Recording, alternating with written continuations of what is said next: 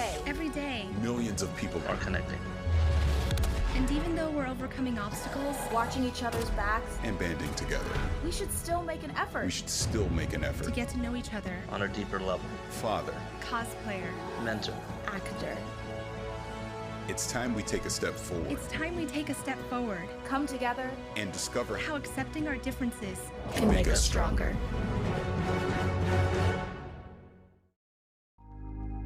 Even though there is so much against us, you will see me choose to protect myself and my community from the coronavirus by wearing a face covering. Because it's going to take all of us thinking about one another. And even with my face covered, you will see me. You will see me as a mother, a wife, a friend. As an athlete who gave everything to the game I love. As a father, leading by example. As a sister. An entertainer. As a champion for my people. You will see me finding a light in a dark time. To unlock our creativity and push our craft. You will see me demanding the space to tell the stories that matter. As a man who knows that tough times don't last, but tough people do. Join us in wearing a face covering to help stop the spread of the coronavirus. Because covering your face is one small act of kindness that has the power to bring us together. COVID-19 has changed how we show up and show out with our family. Now it's time to take the first step that lets us get back to talking smack with a side of mac and cheese. Before we can safely come together, we need the facts. As COVID-19 vaccines become available, you may have questions. Should I get it? Is it safe? Should I wait? It's smart to question. Now, get the facts at getvaccineanswers.org so you can make an informed decision when vaccines are available to you. It's time for a talk. If you're 45 or older, you need to get yourself screened for colon cancer. This disease can be very treatable when caught early, so the sooner you know what's up with your health, the better. The good news is that there's options for getting screened that are easier than you think. Get informed. Hey, we're all busy and we think, when would we fit it in? Well, make the time. It just might mean more time with your family down the road. If you're a man or a woman, 45 or older, I'm talking to you. I've lost good friends, young friends, to colon cancer. Don't make the mistake of waiting until you have symptoms or think that you have no risk because it doesn't run in your family. Everybody needs to be screened. So, take control. Get screened for colon cancer, 45 or older. Learn how. standuptocancer.org/colon cancer. My Shiro doesn't always wear a cape, but she always has time for a hug, a smile, for going the extra mile. My Shiro stretches every dollar, puts in long hours, puts others first. But now it's your time, Mom. When you're ready to retire, we want you to be able to enjoy it. It's time to start saving now. A free 3-minute online chat can give you the personalized tips you need to start boosting your retirement savings today. Visit aceyourretirement.org.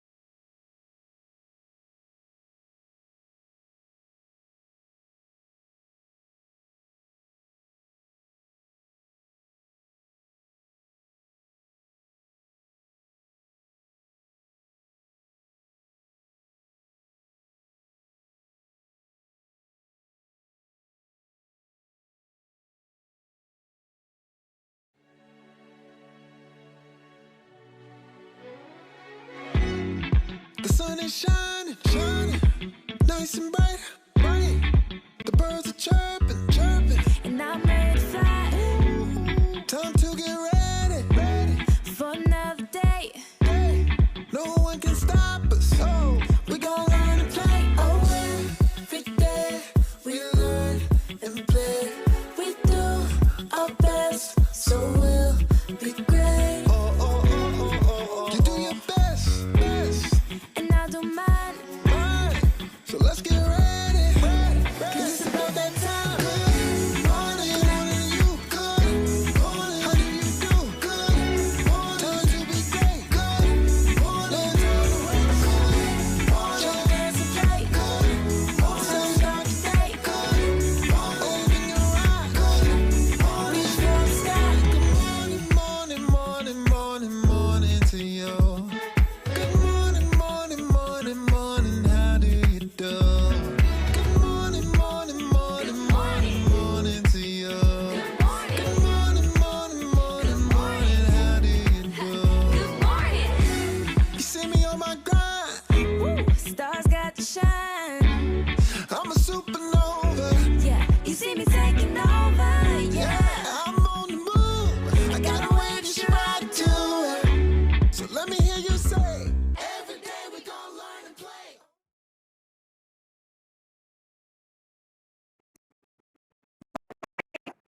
Is Monday, April 19th. How was y'all weekend? That's it for me. It was well. I just, yeah, I don't know. Bun always be.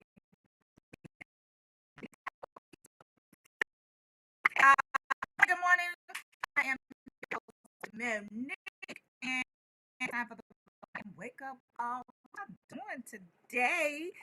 How was y'all weekend? Did y'all get a chance to catch us out up the as Donna Bisco?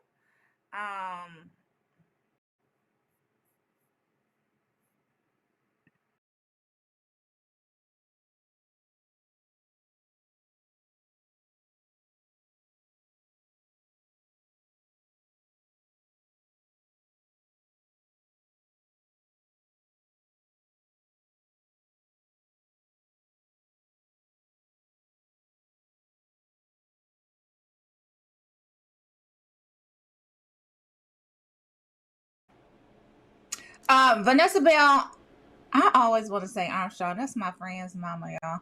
But Vanessa Bell Calloway and Donna Bisco were on the White Up last night, and they did a great job. Like, it was so good talking to them. For those who don't know, Saints and Sinners season 5 premiered on April 11th. And we got a chance to talk to Trey Shaney, who plays Kendrick Murphy, as well as Jasmine Burke, who plays Christy Johnson, Ella Johnson's daughter.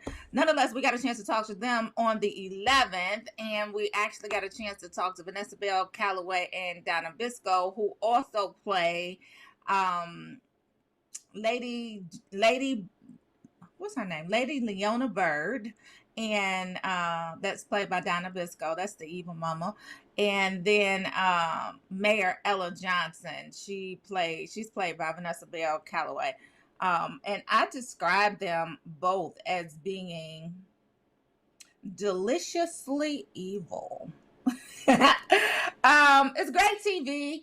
I fell asleep on trying to watch the episode last night, but I woke up to a barrage of text messages like, girl, did you see what happened? I'm like, please don't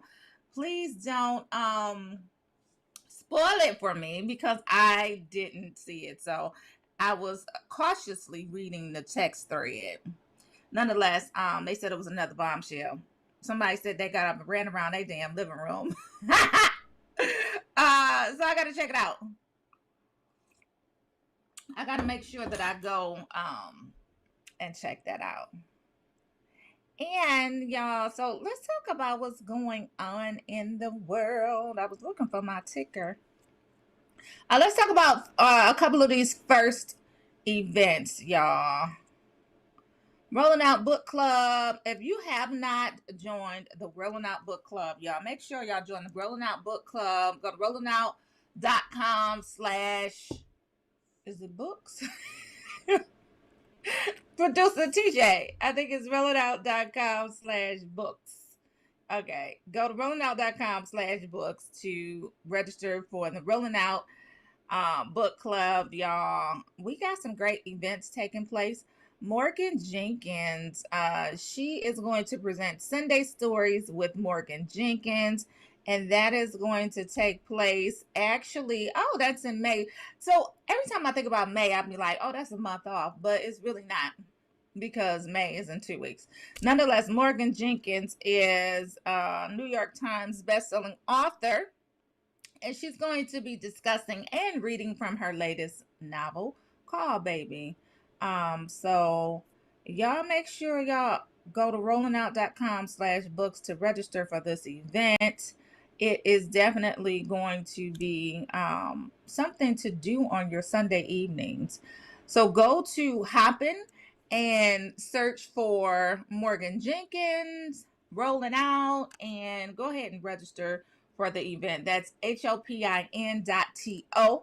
Hoppin is a virtual conference platform, and you can go register there, or you can go to rollingout.com, go to search Morgan Jenkins on the site. It should be on the home page for the book club, but click on it and click the link to register. I believe, is this a free event, producer TJ? It's a free event, y'all. So go ahead, register.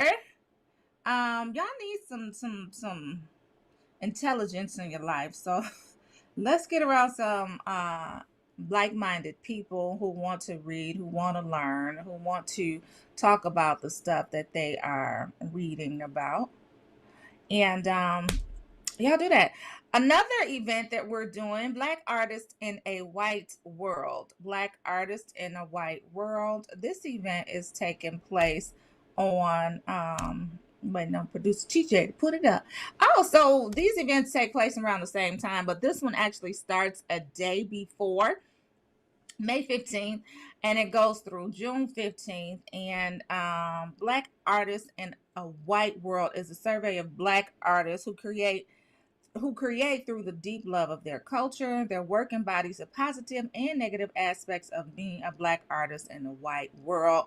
For thousands of years, Black artists have inspired American and European art, culture, music, and design. Despite their proven genius, these artists are exploited and their impact is minimized while others take the credit for their ideas. Y'all know we not lying.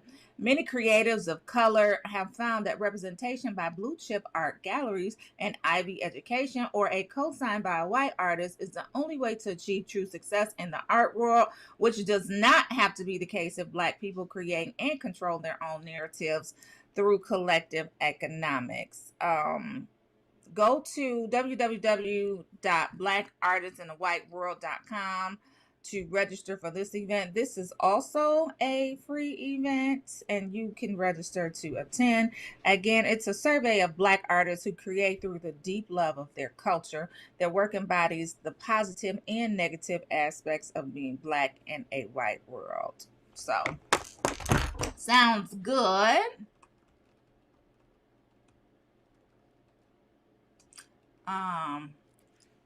Sounds good, y'all. Just saying. Do we have another event? Let's plug all the events before we get started. I'm about to go to Facebook in a second, but I want to plug all these events, y'all. Is that it?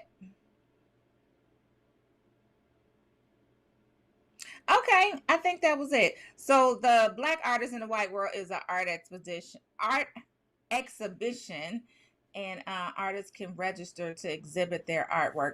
Is that in person though, or is it virtual? Because y'all know America is opening up. So it's virtual as well as in person, y'all.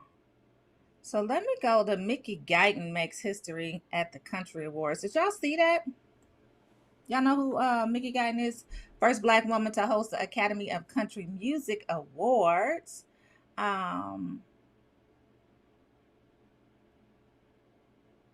So she made history, y'all. So Carrie Underwood brought the Academy of Country Music Awards to church.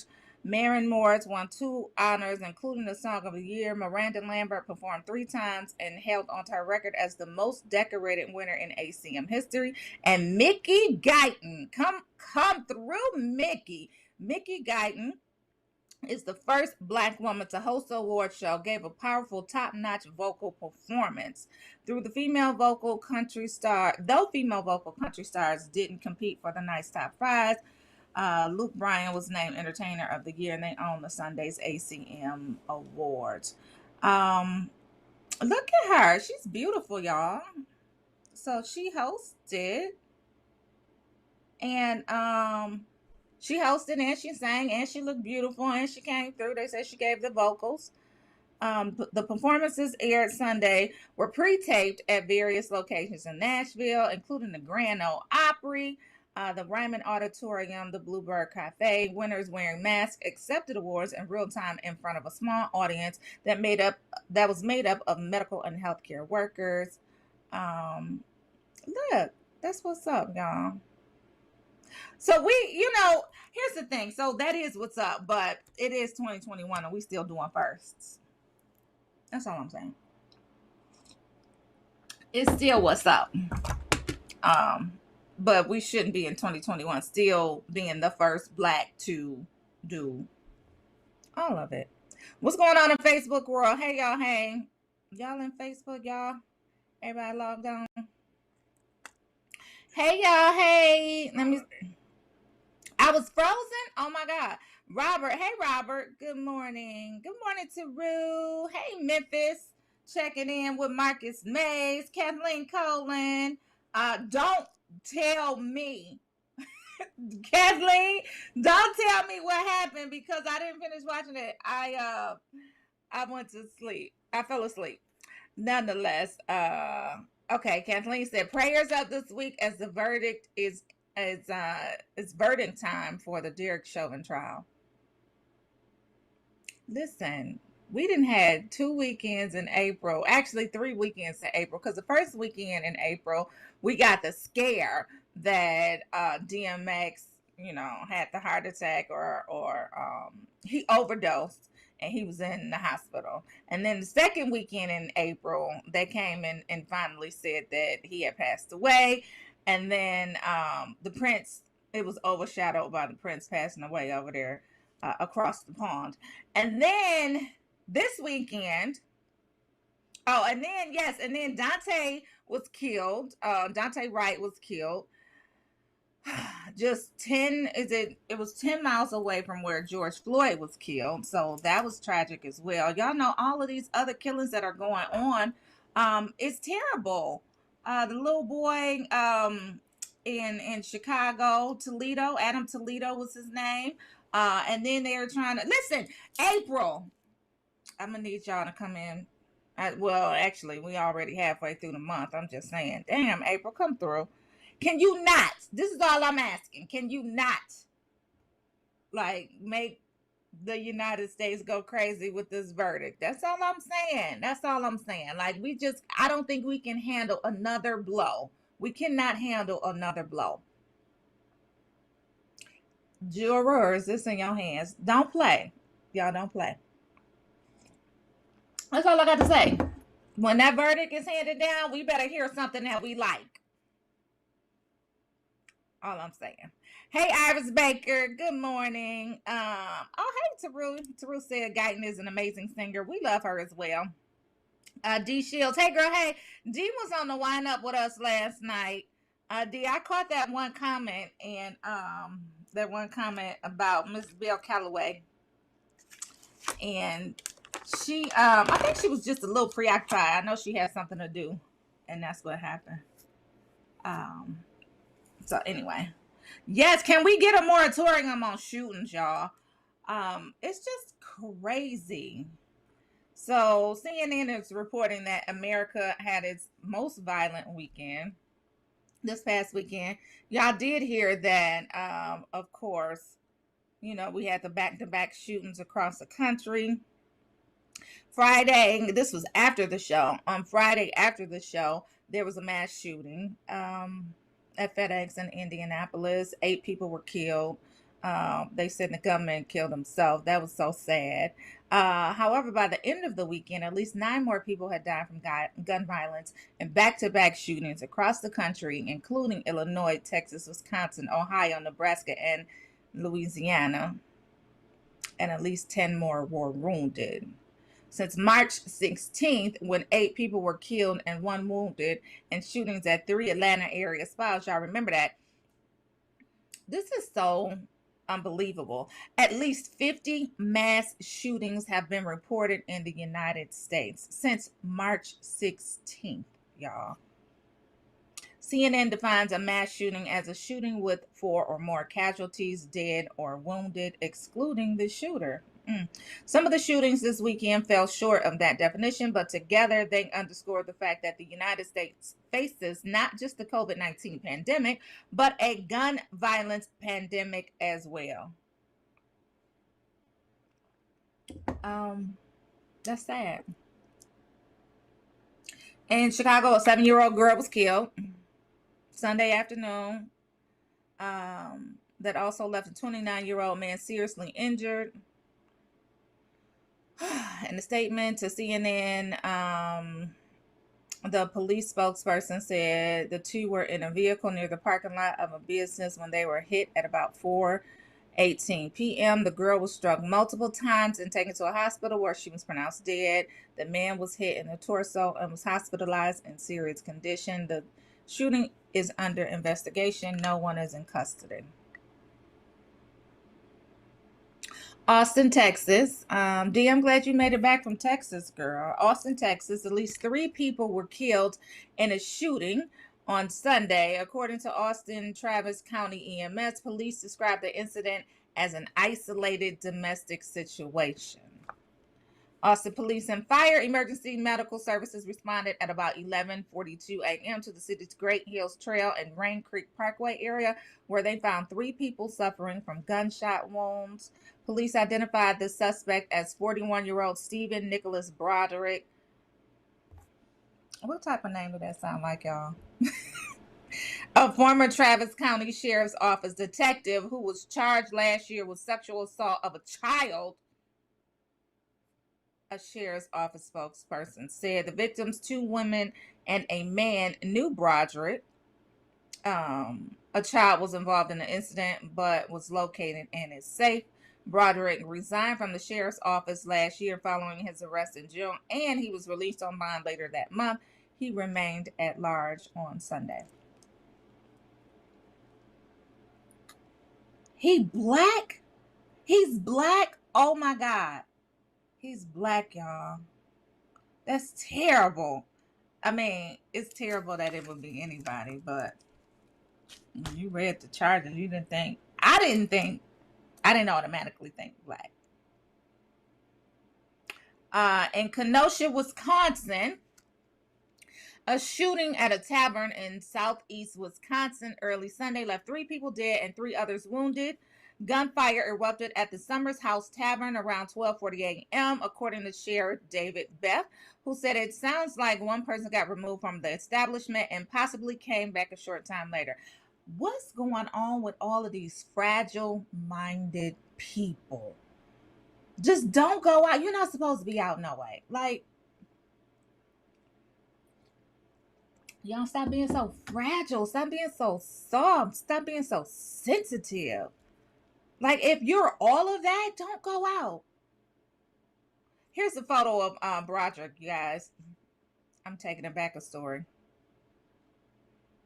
Let's see how he... Lord, he is black, y'all. Whoo, that is... You are looking at... His name is... Stephen Nicholas Broderick, 41 years old. He look a little old to be 41. He killed 3 people. He killed 3 people. And he killed 3 people in Austin, Texas. That was the Austin, Texas murders. We moved on to Kenosha now, where it appears that somebody got removed from the establishment, the bar, and came back and shot it up. It was unclear why the person was initially removed. The sheriff's office said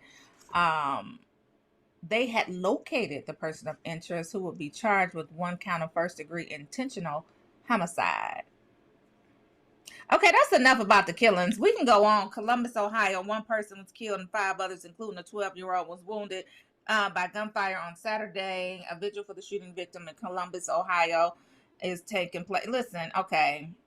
Omaha, Nebraska, a 21-year-old was killed in the shooting. I'm tired of doing the killings, y'all. LaPlace, Louisiana, 6 people were injured after someone opened fire during a 12-year-old's birthday party. Let's go on to something else. Music. Earth, Wind, and Fire. The Isley Brothers are making new music. Let's hear it. Let's see it. What are they talking about? So the Isley Brothers and Earth, Wind, and Fire are recording new music together. Thank you to the Verses who brought them together. Their recent Verses episode was an unadulterated success as fans around the world celebrated 2 great influential groups, the Isley Brothers and Earth, Wind, and Fire.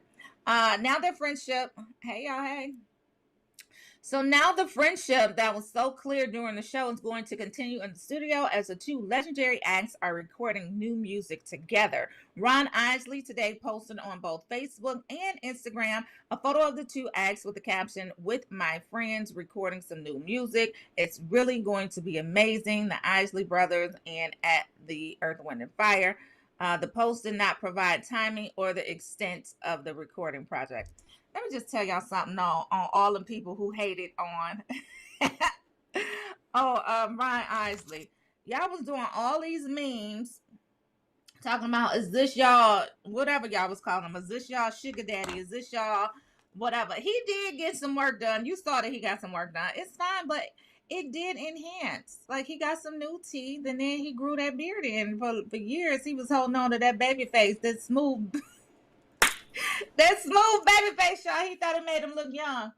I don't know why he was trying to stay young, because he real sexy now. Yes, I said it. He's sexy with all this silver. And he got his teeth done. Because when you look back at the pictures when he was younger, I don't know what was going on with the teeth, but the teeth now look better. Sometimes when people do teeth do enhance, right? They do. Eva got her some new teeth too, y'all. I think Eva's always going to be beautiful, but I don't think there was anything wrong with her teeth. That's all I'm saying.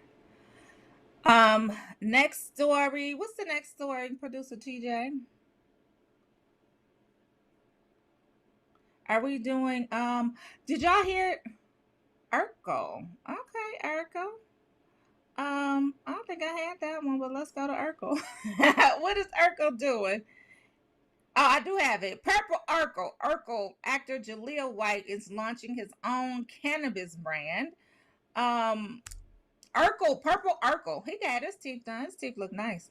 So Jaleel White, of course, was known as Urkel back in the day, and he is joining the growing list of celebrities who have launched a cannabis brand. I love his little logo. That is so cute. Known for playing Steve Urkel in the 90s sitcom Family Matters, he's partnering with 710 Labs on his new line, It's Purple. It's set to launch in California on April 20th. We was talking about that last night, 420. Do you guys partake in those type of festivities? On 420, and it includes variants of the strain Purple Urkel. White said the project comes after 20 years of hearing about his fictional TV character displayed on cannabis products. He wrote on the new brand's website that he met his eventual business partner on a flight to Oakland in 2018. He said, anyone who knows me personally as Jaleel White knows I am an ardent seeker of curated adventures, big laughs, and excellent food. I love that. He said all three of these interests are enormously enhanced by top shelf cannabis. And I don't know about that. He said he also hopes to debunk stereotypes associated with cannabis and celebrate its medical breakthroughs. Burrowing my way into an industry not known for diversity or inclusion has been both challenging and rewarding, White said. Other celebrities that have joined the cannabis industry in recent years include Drake, Snoop Dogg, of course, and Willie Nelson. Oh, okay, Willie.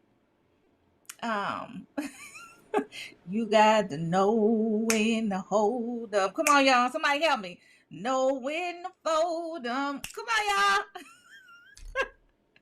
I ain't talking to nobody. That is him. That's Willie. That's Willie Nelson. That's Kenny Rogers. Sorry, y'all. I thought it was Willie Nelson. Anyway, makes me think of him. You need to count your blessings. Speaking of whoa, I know I didn't say whoa, but did you guys see that Black Rob passed away? Oh my God. Go to the website. It is on the website. We did see him make an appearance on while DMX was in the hospital. He did speak about DMX, and he said that he felt bad for DMX, but he's also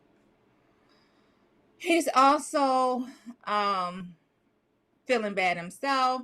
There was some speculation that he just needed some attention, but we now know that that's not the case, and he passed away at 51. He was a 1990s rapper who was known for his hit song Whoa, and we saw him make several videos. He just didn't look well at all, and now we see why.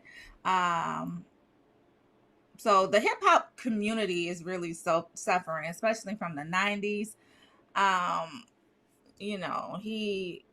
Before he passed, his entertainment manager, Cal Dawson, he posted video footage of him expressing sorrow about DMX while lying in a hospital bed himself in what seemed to be a semi-coherent state. Of course, he said he was in a lot of pain. He said he was fighting through it, and everybody asked for prayers at that time. He suffered 4 strokes in the last 5 years. They're still not saying what was wrong with them, though.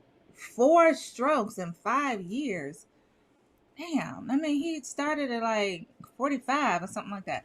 Black Rob was born Robert Ross on July 12, 1969 in Buffalo, New York. He grew up in East Harlem. He released his platinum-selling record debut Life Story in 2000, which featured the monstrous hit single Whoa, produced by Buck Wild. Rob, Diddy, and G-Dep later had multitudes of fans shaking to their club banger Let's Get It from Diddy's platinum-selling project. The saga continues. Because of a few jail stints, his sophomore album, The Black Rob Report, wasn't released until 2005 on Bad Boy, while game tested Streets approved of his last major efforts, and was released on Duck Down in 2011. Prior to Rob's illness, he continued performing and hosting events. Dawson was also promoting a Get Down or Lay Down tour that was scheduled to kick off on April 16th. That was over the weekend in Hampton, Virginia, featuring the Bad Boy rapper himself. Y'all, it's just sad. Is it hazardous to be a rapper, y'all? Is it hazardous to be a rapper? So somebody said it sounds like he wasn't taking his meds. Black people, take your meds. Go to the doctor. Like, there are things that you should be doing as an adult. I know sometimes we don't want to do them, and it's really nothing funny about it, but you should be going to the doctor. You should be making sure you're checking off that list of things that as you grow older, you're checking that stuff out. It's just, you know, it's sad, y'all. It's sad. We lost another icon. Well, I guess he was an icon, rapper, 90s. I didn't necessarily know his music. I knew his hit song, Whoa. But they were talking about Diddy and, retirement plans for rappers. Are there any? Let me see what y'all talking about on Facebook. Yes. Prayers for the peace and for the violence to stop.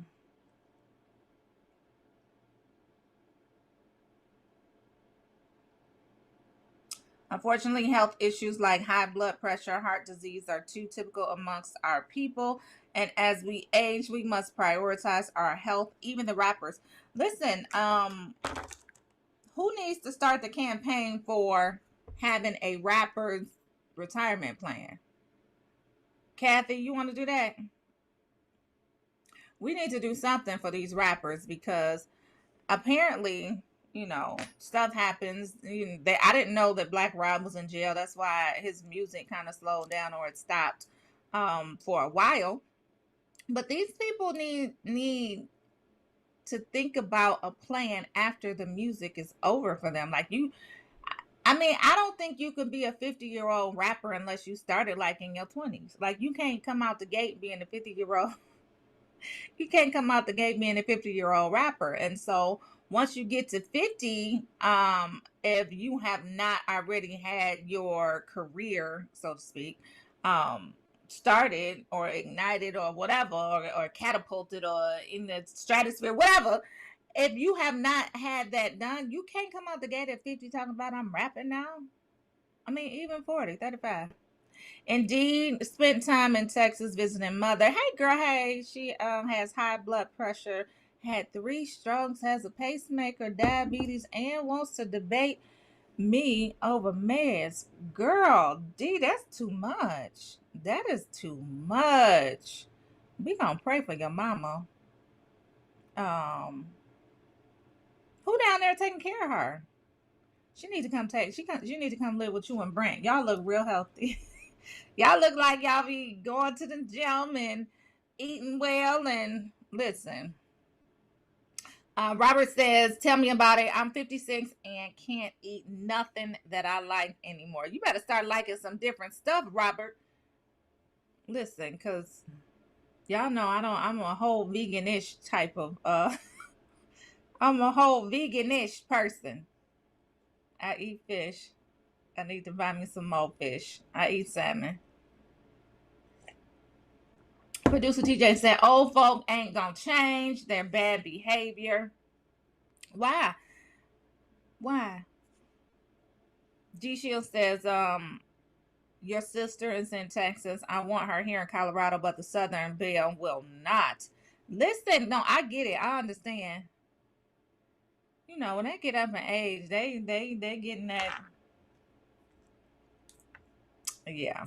They want their independence, and it ain't nothing that you can do or say. And the mindset will not change. So I'll be like, I'm just happy that my mama here.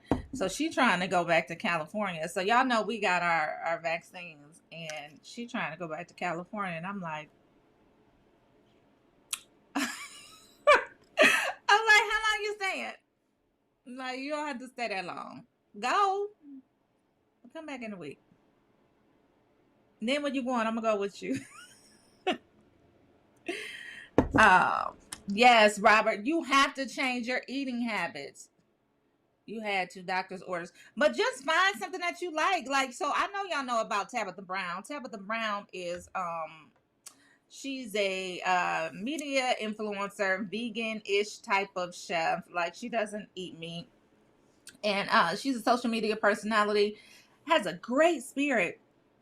But y'all can go to her page and get a whole bunch of ideas. She makes bacon out of carrots, y'all.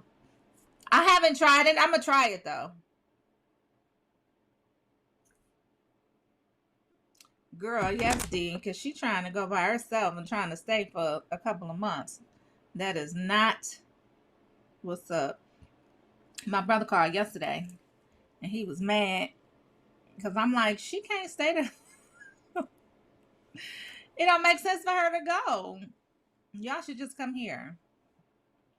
Anyway, Iris said my dad is the healthiest at 82. Yes, dad at 82 being healthy. She said he takes his doctor appointments very serious and still works every day. Yeah, so they want to be really independent, and I get it. Like, I love it. He's the healthiest. I want to be healthy at 82. Yeah, I'm still on my 5 miles a day. I did my 5 miles yesterday. Y'all know I slowed down after I got my second vaccine shot, but I'm back on it. Like, the first day that I got my vaccine, I walked for 5 miles. And then the second day, I didn't walk at all. That's when I was completely down and out. The third day, I think I may have walked a little bit. One of those days I didn't because it was raining. But ever since, I say that the summer won't catch me fat, but I really do want to do it for my health reasons too. And it just builds your confidence. And once you build that discipline to start going every day, you don't care what's going on. Like, I was so shocked at myself and proud of myself because I walked in the snow, but it was like snow flurries. I walked in 30-degree weather. I walked in the rain. So I thoroughly understand that saying where they say rain, sleet, no snow is going to stop me. Because that's where I'm at right now. And I even walk in the dark sometimes. Like, if I wait too late to go walking, I will still go walking if I could just like stay on my block and get my little miles in. Yes, we do love that, D. Hold on, Robert. Robert done got him an air fryer, y'all. I can't get into it. I don't necessarily cook. I don't. But I don't like the way that the air fryer cook your food. I don't like the way it tastes. Even though I will bake the mess out of everything. I'm baking. I'm baking and boiling. I will bake and boil the mess out of some stuff. I'm not a huge fan of the air fryer. Yes, girl, get you some longer walks in. And you know what? I'm talking to D now. D says she loves that I walk like that. She says she want to get back to her longer walks. Listen, so when I used to go to the gym all the time, I would reserve my time to watch TV or whatever, you know, because I've never really been a big TV watcher, but I would reserve my time to watch TV at the gym. So if there were some certain shows that I wanted to watch, I would make sure that I waited to get to the gym to watch them so that I could just pass the time. Now I do the same thing while I'm walking. So I'll watch like a series or I'll binge watch something, while I'm walking. And before you know it, an hour is gone and you done got your 2.5 miles in. So, wait a minute. Iris Baker, what is the Instant Pot? You will love it also. What's an Instant Pot? Anybody heard of an Instant Pot? I don't know what that is. Must we go to Instant Pot? Oh, do we have a guest? I know we got a guest coming. Oh, at 9 o'clock. Anyway, y'all. I want to go to TV after Iris tell us what an Instant Pot is. Oh, Robert said he made some fries. He couldn't tell the difference. I don't like it. I don't like the way my food tastes. And then Anyway, did y'all catch? So this weekend we had a lot of good TV coming up. Terrell, don't do that. You know damn well he coming. Terry don't come on till 9 o'clock. So we'll see what time he gets here. Terrell said, "Where's your co-host?" He don't come on till 9 o'clock on Mondays. Nonetheless, TV. Did y'all watch TV this weekend? Sunday nights are getting really, really juicy. So we had, what was going on last night? Of course, the wind-up. Y'all got to tune into the wind-up at 8 p.m. on Sunday. Oh, he just logged in, Teru. You spoke him up. Oh, Iris, you said it's a pressure cooker, but better. I'm going to try to find out. But last night we had Saints and Sinners, of course, we talked about it on the wind up. Great discussion. Gave us some insight into those characters, Lady Bird Leona and Lady Mayor Ella Johnson. They were on talking about Saints and Sinners in the fictitious city of Cyprus. And then that episode 2 finally came on. Kathleen said it was a huge bombshell. Don't tell me, because I'm gonna take my walk and I'm gonna look at it as I'm walking.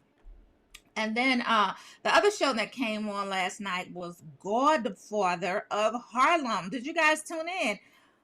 It is getting real juicy. It's getting real juicy with the Godfather of Harlem. I want to look at the trailer, but we need to go to First King James report. Let me see if I can get y'all the trailer right quick. Godfather of Harlem, the trailer. It was really good, y'all. Really good. I love TV shows that keep you on the edge of your seat. Talk about it after the guest. Okay, let's go. Bring on First King James. Where he at? Hey, First King James. He just dropped. Okay, let's go to the trailer. Oh, here you go. Hey, First King James. What's happening? How was your weekend? It was pretty cool, pretty eventful. How was yours? It was busy. I worked. I did some work and I walked. I was going, so y'all know the kids went to Florida a week before last. Nonetheless, they came back on Thursday. And I was expecting to go get them. So they went with their dad. And so I was expecting to go get them, but I told them, I was like, y'all got to quarantine the first day. They took that to the extreme. So that was on Thursday. They didn't come back home until yesterday. So anyway, I didn't have kid duties this weekend. I thought I was, but I didn't. Your cousin on there saying, good morning, cuz. What's happening, Mr. Shrop? What's up, Shrop? What up, Shrop? What up, D? What up, Rolling Out in Wake Up Call crew? What's up? Don't tell me, Iris. What's good, Terry? First King James in the virtual building. What you looking at, CNN? Yeah, well, they're talking about the verdict that's about to. Deliberations is about to take place starting today. The jurors are going to be sequestered, and the nation is bracing, especially Minneapolis and St. Paul area are bracing for the worst. As we've all seen before through history, most of our audience have to remember Rodney King and the seeming overwhelming amount of evidence that was evident there, and yet they still got off. They still got exonerated. So we'll have to see how it goes here. We not going for that this time. Like you said, bracing. The nation is bracing for it because the nation is like on the edge. They like, we're gonna knock all of this over. All of this over if y'all don't get it together, jurors. It's in y'all hands. Well, they almost did the last time. I mean, they knocked LA over during the LA riots, but we're knocking all of this over. Don't play with us. Don't play. Yeah. Well, they already got the National Guard in. They already got they better. Security measures. Demonstrations are still revving up pretty high. We talked to people that I invited on from Minneapolis to activists to talk about what's going on the street level. And while they're pretty confident, there is a bit of trepidation about what could possibly happen, because in a jury trial, it only takes one juror. It's not preponderance of the evidence, as in a civil case. It just takes one wayward, ignorant, backward juror to not see what it was. That's all it takes. As a matter of fact, what did you just say? You said one ignorant, wayward, what juror? Oh, backward. Backwards. Okay.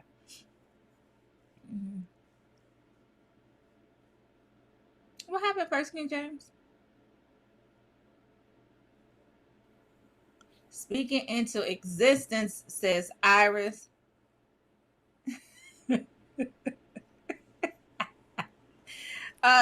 into existence, said Iris. Derek is going to prison for killing George. Yes, he is. And then Taru talking about me. Listen, we're gonna get that together. We're gonna knock. We're gonna knock it all over. We gonna stop. I'm sorry, y'all. Go ahead. Taru talking about me. Oh, okay. You still there, King TJ James? don't want me to go. Yeah, TJ don't want me to go too deep into Chauvin. So even though you mispronounced it, TJ, I will go ahead and cease and desist with this discussion on Mr. Chauvin. So, but you're doing the best you can. You're doing a good job, You can hear TJ? No, he misspelled it on the notes. Oh, no, he okay. misspelled it on the notes. But good morning, TJ. You're doing an excellent job. What's up? Robert said they're not going to be able to do. I'm sorry, I'm trying to see what your cousin's talking about. He said they're not going to be able to keep doing that if we're at a tipping point. God help them if Black people ever start wanting revenge. Listen, we knocking everything over. Not everything, everything. Go ahead, First King James. Gotcha. We got sports. Gotcha. We got sports. Yeah, we got sports. I guess we got a guest coming up. So a lot going on in the sports. Yeah, a lot going on in the sport. We're not going to talk about Chauvin, but the NBA, as you know, has been susceptible lately within the past year to political activism in the NBA ranks. And so the NBA told teams to be prepared for whatever outcome that transpires once the jurors come back with a verdict in the Derek Chauvin trial, in the killing of or alleged murder of George Floyd. So we know that, some teams, delayed games, some teams canceled games, some players refused to play. And we know about Kyrie Irving and his propensity to step aside quickly when something of a social or personal nature comes up. So he's notorious right now. He's infamous. So we're going to keep our eye out on what's going on in the NBA because the NBA is watching, especially the likes of LeBron James, who has been the preeminent spokesperson or socio-political spokesperson for the masses. So we'll have to keep an eye out on that. Next, Gabrielle Union is just over the moon. She is absolutely elite because her husband, Dwayne Wade, recently became the minority owner of the Utah Jazz. No one saw that one coming, especially since he has no affiliation or seeming affiliation with the Utah Jazz whatsoever. And sometimes it's interesting how these things transpire. LeBron James is now the minority owner of the Boston Red Sox baseball team. Nobody even knew that LeBron even liked baseball. And certainly he's on the East Coast. So, the team is on the East Coast. He's on the West Coast. How did that transpire? Or the likes of R&B superstar. Can we still call him a superstar? I guess he's a superstar. R&B crooner Usher is part minority owner of the Cleveland Cavaliers. That's not talked about much, but then again, if I was Usher, I wouldn't talk about it much either, based upon the way that the Cavs play. Anywho, I apologize, TJ. Maybe we could do this perhaps after. I don't know how much time I have on the. I wanted to, show the audience Stephen A. Smith's reaction because Michael Jordan has decided and has accepted to give the induction speech for the posthumous induction into the Hall of Fame, the Naismith Hall of Fame for Kobe Bryant, and that's going to be touching. So I apologize. I'll see if I can get a hold of that on the next, after our guests come on. But that person is Michael Jordan is going to go ahead and do that. As we know, Kobe Bryant was the keynote speaker at his memorial at the Los Angeles Staples Center in downtown Los Angeles in February of 2020 was Michael Jordan. He was the most prominent speaker. And, everybody knows about their tight relationship. They were BFFs. So, yeah, so I think that's touching. What's going to be interesting is that most of the sports reporters chose to focus on the petty behind the scenes. Because guess what? Kevin Garnett is also going to be inducted, and he's going to be introduced by his nemesis, his arch enemy, Isaiah the Great Thomas. Zeke. Oh, the Great. I don't know. Oh, okay. Yeah. So that green room, so one of the sports reporters was saying she would love to be a fly on the wall in the green room when Michael Jordan and Isaiah Thomas are in the same room at the same time. That is going to be interesting. But she wasn't the only one. There's a lot of people who are interested in seeing how that dynamic plays out because nobody knew that Isaiah Thomas and Kevin Garnett had any affiliation or, were close. But according to Kevin Garnett, he idolized Isaiah Thomas. And, of course, Isaiah Thomas is a first ballot Hall of Famer, two-time champion, one of the top 50 players of all time.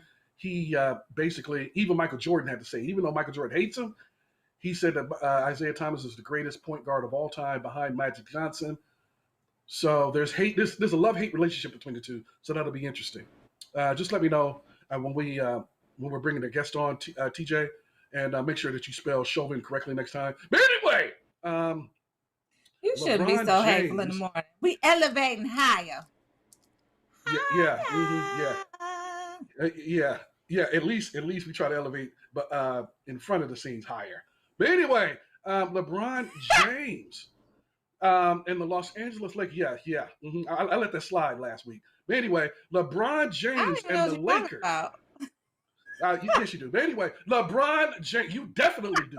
But LeBron James and the Los Angeles Lakers, that will never happen again. LeBron James and the Los Angeles Lakers are going to skip their trip to the White House, even though Joe Biden is in the White House. So why? Why LeBron? Why Lakers? Well, I'll tell you why. LeBron James and the Lakers, they said that because of COVID protocols, and I remember when I was there at the White House when Kobe Bryant and the Los Angeles Lakers 10 years ago. This is kind of interesting. 10 years ago, I was in the White House when Kobe Bryant and the Los Angeles Lakers were greeted by Barack Obama for their 2010 championship that they received in 2011. And I was there with Amir Shah. And it was absolutely packed, and it was backbreaking because we had to stand there for like 5 hours. That was one of the painful sides of waiting for the president. It's great to see the president, but you got to wait a long time to go through a lot of security measures to go see the president. So anyway, it is absolutely packed in there, in that East room. So this time around, they can't have a whole bunch of people in that room because it's not very big, and they won't have all the players on the behind the president. So they decided not to attend, and there's a scheduling conflict. So LeBron and the Lakers will not go to the White House. So it has nothing to do with any political philosophy or anything of that nature. It's just a scheduling conflict, and to keep everybody safe. I get it. I got you. Big ups to LeBron, keeping it real. 100. Way to go, Buckeye. Finally, we got Brooklyn Nets superstar, Kevin Durant. He is a megastar. Actually, he's a megastar. He's one of the faces of the NBA and one of the perennial leaders of the NBA. He is injured again. He just got off missing 2 months for something wrong with his hamstring. So he missed 2 months of basketball. Before that, he was out injured the entire year last year due to a torn Achilles, which is often a crippling disease. Sorry about that, TJ. My phone is ringing. I will turn it down. Anyway, sorry about that, TJ. So the Brooklyn Nets are in a precarious position right now because James Harden is also out injured with the same injury, hamstring injury. So Kyrie Irving, who is definitely susceptible to injury, is the only one of the superstars that are left playing. So we'll have to see how that turns out. So that completes my report. I am the first King James from Akron, Ohio, took his talents to Atlanta, and we return it back to the Rolling Out AM Wake Up Call as our guest is Portia, take it away.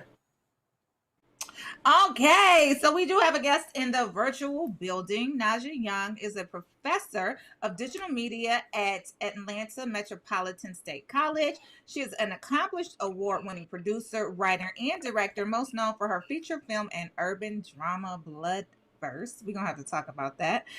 She is also a co-creator of AMSC's Bring Your Brilliance Short Film Festival. And she's here to talk to us about the digital media and entertainment design program, the partnership with Georgia Film Academy, and careers in film production and digital media. You guys also have summer and fall enrollment going on right now. Let's talk about it. Welcome to the Rolling Out AM Wake Up Call. How are you? Good morning. Good morning. I'm doing great. I heard Akron in the building, and I'm like, well, wait a minute. I'm from Cleveland, so originally. Hey, AK, right here. We Buckeye strong today, and listen, and listen. We are not bloodthirsty. You know what I'm saying? That is reserved to Nicole Young and Portia Monique. But we are strong today, ain't we? Buckeye strong. Thank you. Buckeye strong. That's right. That's fine. Y'all can be Buckeye strong. I'm over in y'all sister city. I'm in Detroit, so we're gonna be strong. Okay. That's school up north. That's school. Okay. Yeah. Okay. Yes, yeah, we don't recognize that up there. You know what I'm saying? We don't even like the fact that we have to, we don't even like the fact that we have to share interstate. Higher. We don't even like the fact that we have to share Interstate 75. Okay. But anyway, welcome to the show. Okay. How you doing? I'm doing great. Good morning. Good morning. Good morning. Jerome Trimble said, "Good morning, Professor Young." You got people all in the audience saying hi to you. That's wonderful. Welcome to Rolling Out AM Wake Up Call. Tell us about yourself, but we also want to know about the program that's going on with the AMC's Bring Your Brilliance Short Film Festival. And then you did your first film. I want to know about Blood First as well. So welcome yourself to the show. Let us know all about it. First, thank you for having me this morning.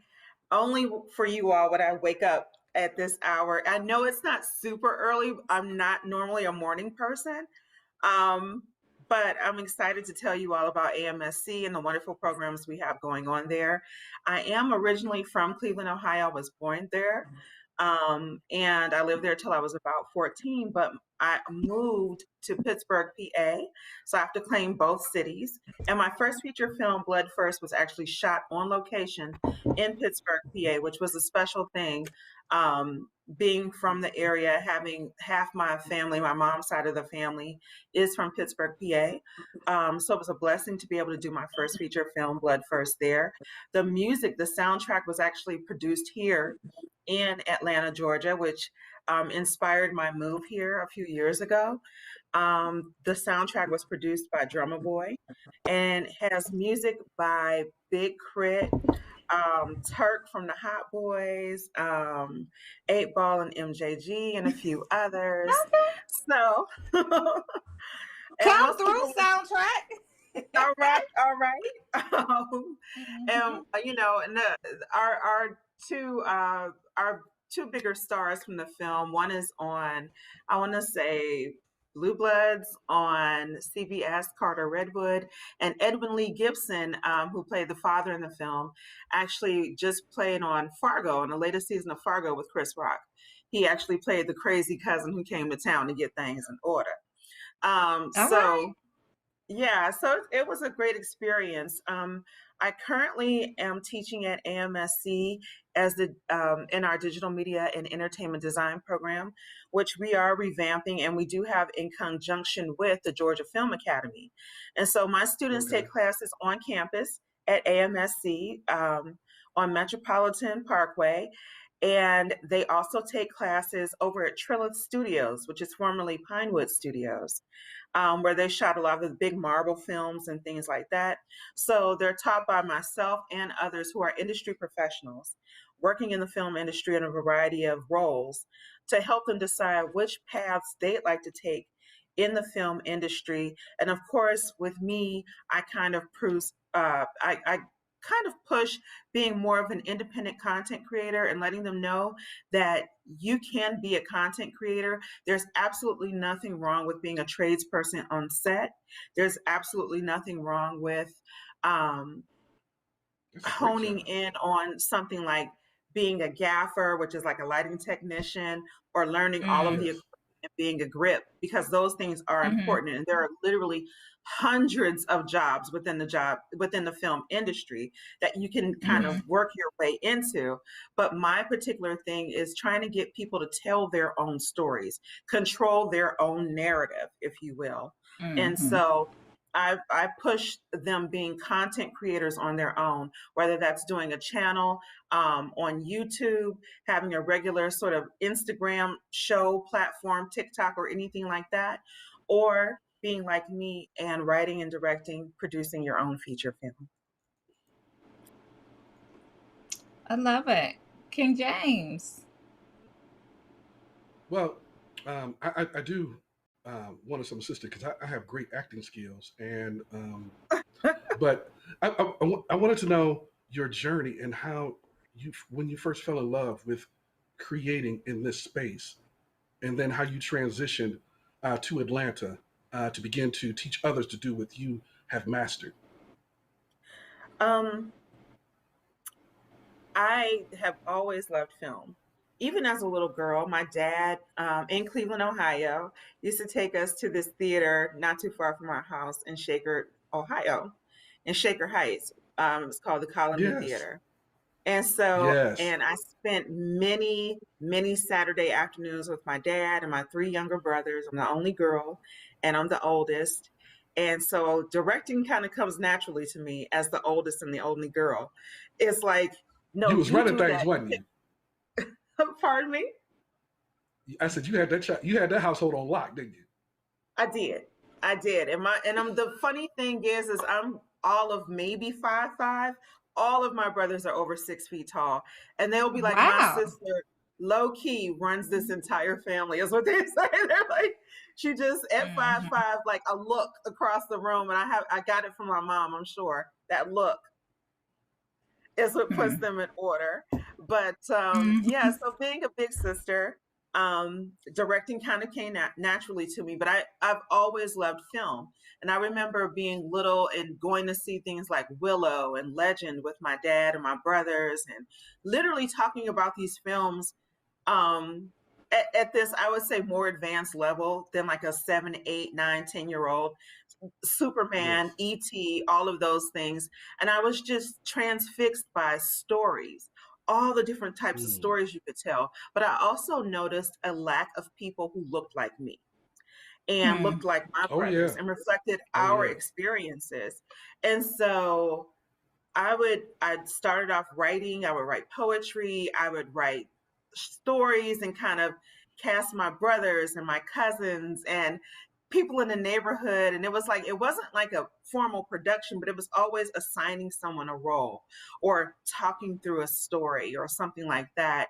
And my dad noticed that I loved like more independent, gritty films. So one of my favorite films, myself and my brothers growing up, was Brother from Another Planet. And it was about a Black man who lands on Earth, who is actually a runaway slave, but he's also an alien.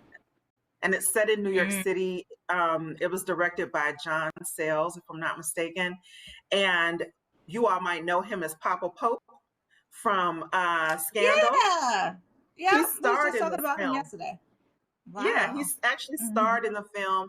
He had little locks and everything. This was like in the 80s. So my love for film and my passion for film goes way back. But like I said, it was like we don't really see people who look like us, who reflect our experiences. So my parents did an awesome job of making sure I saw more independent films, more artsy films, and also more international films. So I grew up watching foreign films and things like that, and thinking to myself, how do I do this? How do I make this transition? I went to Chatham College in Pittsburgh, PA. At the time, it was a small women's college, and now it's co-ed. And I majored in theater arts. And then I Okay. later went to Florida State University to the Graduate Conservatory, aka Uh-oh. the Step of film those. school at FSU. And so I received my MFA from FSU, and now I'm here because I love sharing my passion about film and letting people of different backgrounds, particularly Black, Indigenous, people of color, Yes. and Yes. other marginalized groups in America know that their story matters, that we control the narrative, and that all of our story matters. The good, the I love bad, it. and the ugly. So, So you And must they be very do. pleased. I'm sorry. Go ahead, Portia. Oh no, I was just gonna ask her about the partnership with the Georgia Film Academy, and then I was also gonna ask her about the summer and fall enrollment as well. So we can talk about well, the partnership with the Georgia Film Academy 1st. Mm-hmm. our partnership with Georgia Film Academy has been going on for a few years now, and we're very, very fortunate to have this partnership with them. So students can enroll at AMSC at Atlanta Metropolitan State College and take classes and receive college credit for taking classes through the Georgia Film Academy. And the Georgia Film Academy offers on-set experiences, which is fantastic. So my students go from the classroom and go directly onto an actual soundstage that are being used or have been used by very big productions like those Marvel productions, Walking Dead, and a lot of Georgia produced programs. And they can learn on-set construction, they learn about lighting. They also can be certified in post-production services like Avid editing, Avid software, so that when people come to Georgia and they're looking for assistant editors or they're looking for editors, our students can get certified through this program, through the Avid software system, and literally start making money as soon as possible. They also do special effects makeup and things like a production accounting, things that are going to be important to keeping a production going, keeping it all flowing. And so that's our partnership with Georgia Film Academy. And because AMSC is an access school, we have some of the lowest tuition in the state. So we have lower tuition. We're a school that we really look for students who need a leg up, who need that boost up. And so when you enroll at AMSC, not only can you kind of help fulfill those prerequisites you might need to really get a full academic college experience, you also can then move into and transition into your college courses at AMSC. And that includes getting college credit at Georgia Film Academy. So how do you enroll? So summer and fall enrollment is going on now. How do you enroll? Where do you go? Who do you talk to? Can I come talk to you? You can always don't even talk try to it. me. She always trying to get on with somebody. Oh Lord, see, Terry, it's called relationship building. That's what you gotta do. You gotta build your relationships. That's where your equity comes in at. Relationship building. Okay, go ahead. Extra first, so quick. Well, first go to our website, www.atlm.edu. That's www.atlm.edu. And there's a tab there for admissions and prospective students. So if you are interested in filling out an application, our application process is free. It's completely free. We oftentimes have drive-through admissions events due to COVID. So you can actually come, drive up. We will meet you there with your application. You can fill out your application. And if you bring your transcripts and things like that, we can accept you on the spot. So we have spots. Wow. Yes. Okay. Well, what it is we don't want, what we don't want people to do is sit around and create excuses for themselves. I can't do that because, you know, I'm a little too old right now, or you know what, my grades maybe weren't the greatest in high school, but I still really want to go to college. Instead of talking yourself out of something, talk yourself into it. Call us at AMSC. Go to our website. All of our information is right there. I know you guys interviewed Takaro a while back, I think. She is in our admissions program. She is wonderful. She's vibrant. She's bubbly. And she's just excited as you are about you continuing your education. So definitely go ahead and give us a call and give us a, drop us a line. And go to our, we have social media. So if you DM us, we will get back to you. Love it. And just as a note, I know if I'm not mistaken, wow, I just lost his name. But anyway, Danny Glover. I think he was in his 40s when he first hit it big with Lethal Weapon back in the 1980s, and then became a major Hollywood star. So it is never too late. You're talking about a middle-aged man who makes his big first starring role in his 40s. So that just goes along to your point of eliminating excuses.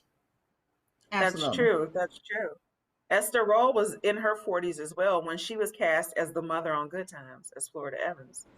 So your big break, it doesn't have to, it may not come immediately. And most people don't understand that when you see somebody get their big break, you're only seeing literally the top of the iceberg. They don't see all of the work that you put in over the years getting to that point. Yeah, exactly. They don't see that arc. They don't see your trajectory. How do you feel about? Yeah, how do you feel about the decision that Will Smith made about backing out and taking his film out of Georgia because of the draconian new voting laws? And then Black Panther director Ryan Coogler, if I say his name correctly, decided to stay for the exact reasons to fight. So how do you feel about that interesting juxtaposition of Will Smith and Ryan Coogler?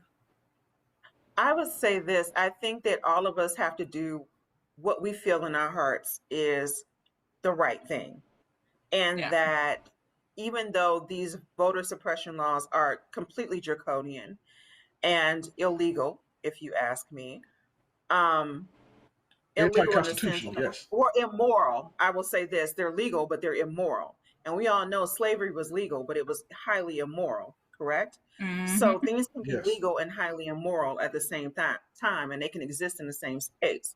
However, I think that to each his own. I respect Will Smith for doing what he believes to be principally correct in this moment, but I also respect Ryan Coogler as well, because Ryan Coogler's production employed many African Americans and people of African descent from all over the world. Black Panther was an international, a Pan-African affair, if you will.